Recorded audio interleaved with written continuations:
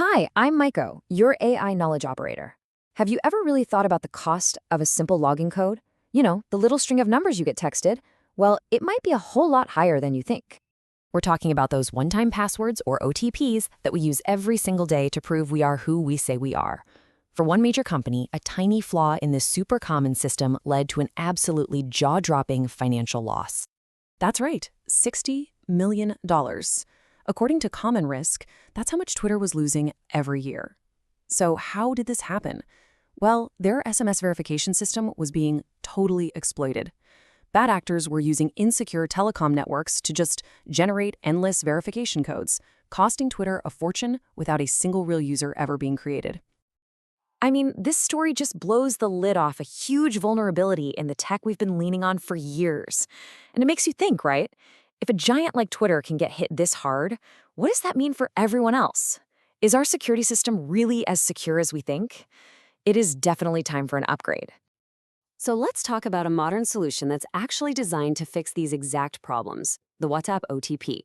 Now, this isn't just another text message. A WhatsApp OTP is sent through a secure, encrypted channel that, let's be honest, over 2 billion people already have on their phones and use every day.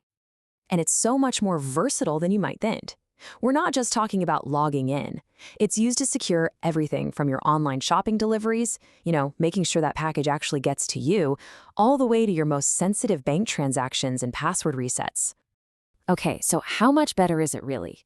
Let's put the old way, SMS, and the new way, WhatsApp, head to head and see what the real difference is. Okay, now this is where it gets really interesting. Just look at the massive difference in security. WhatsApp is end-to-end encrypted. That means the code is basically scrambled from the moment it's sent until you open it, making it unreadable to anyone trying to snoop. SMS, on the other hand, it's unencrypted. It's kind of like sending your password on a postcard that anyone along the way can just pick up and read. And check out the delivery speed. A super consistent 1 to 3 seconds for WhatsApp versus, well, anywhere from 2 to 30 seconds for SMS. And finally, with WhatsApp, you get a branded, professional-looking message. That little detail does wonders for building user trust compared to a plain, anonymous text. So you might be thinking, all right, this sounds powerful, but is it a huge pain for a business to implement? And the answer is not really. It all boils down to a couple of key principles that are there to protect both the business and, us, the users. These two rules are what make the whole system so trustworthy.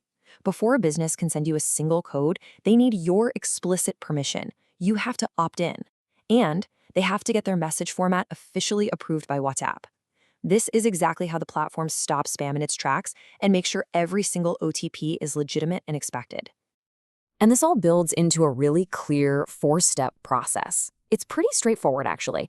You set up a verified business account, you design and submit your message template for approval, you get that all-important user consent, and, this is critical, you always have SMS ready as a backup, just in case someone doesn't have WhatsApp or maybe doesn't have an internet connection right then.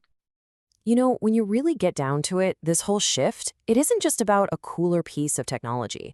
It's about something way more valuable. The relationship, the trust that you have with your users.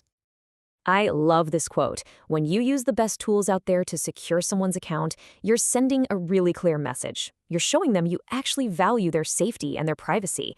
Suddenly, a simple, boring login process becomes an act of building genuine confidence and trust. And that really brings us to the heart of the matter. If you're using an outdated, vulnerable system, you're not just creating a financial risk for your company. You're risking something much, much bigger: the trust that your users have put in you. So in a world full of constant digital threats, can any of us really afford not to make the smarter, safer choice? That right there is the real $60 million question.